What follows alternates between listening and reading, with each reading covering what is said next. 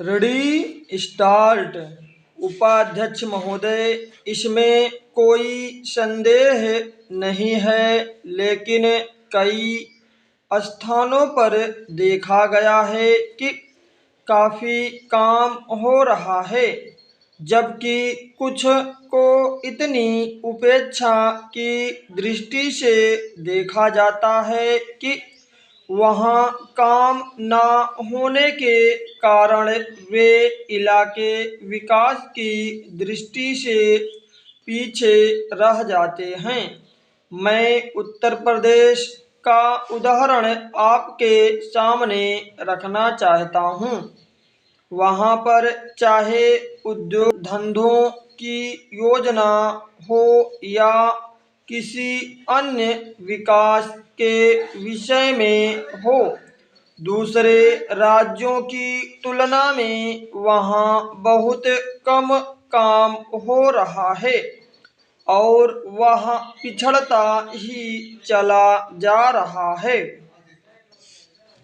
माननीय अध्यक्ष महोदय, इस विधेयक के संबंध में इस सदन के इधर के बैठने वाले लोगों ने और उधर के बैठने वाले लोगों ने बहुत सी बातें कही हैं।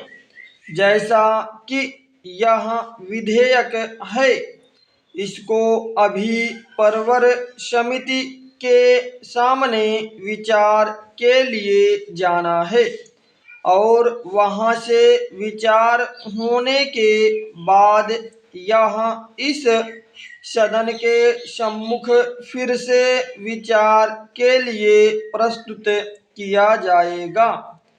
तब माननीय सदस्यों को पूरे तरीके से यह अधिकार होगा कि जहाँ तक इसके अनुबंधों का संबंध है, उसमें परिवर्तन कर सकते हैं या उनको हटा सकते हैं।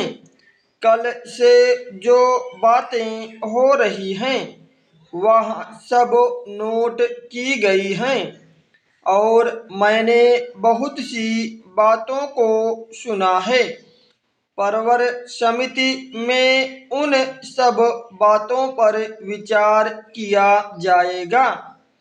बहुत से माननीय सदस्यों ने इस तरह की बातें कही हैं, वह बहुत आवश्यक मालूम हुई हैं और जैसा कि मैंने कहा है कि उन पर विचार किया जाएगा। जहाँ तक सहकारिता का संबंध है, चाहे इधर के बैठने वाले माननीय सदस्य हों, चाहे उधर के बैठने वाले माननीय सदस्य हों, सबकी यह मांग है कि जब हम जनतंत्र में विश्वास करते हैं और अपने यहाँ प्रजातांत्रिक प्रणाली कायम कर ली है और जबकि देश में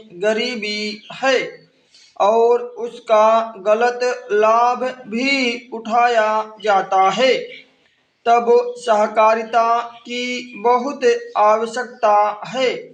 इसको रोकने की आवश्यकता है। यह सभी लोगों की राय है। जहाँ तक इस सहकारी विधेयक का संबंध है, बहुत से माननीय सदस्यों ने बहुत सी बातें इसके संबंध में कही हैं। मैं सब बातों का विवरण में तो उत्तर नहीं दे सकता हूँ, लेकिन मैं थोड़े में खास बातों का उत्तर देने की कोशिश करूँगा। जैसा मैंने अभी कहा, जब हमने अपने यहाँ जनतंत्र कायम किया है, तो हमें अपने समाज के ढांचे को बदलना पड़ेगा। स्टॉप।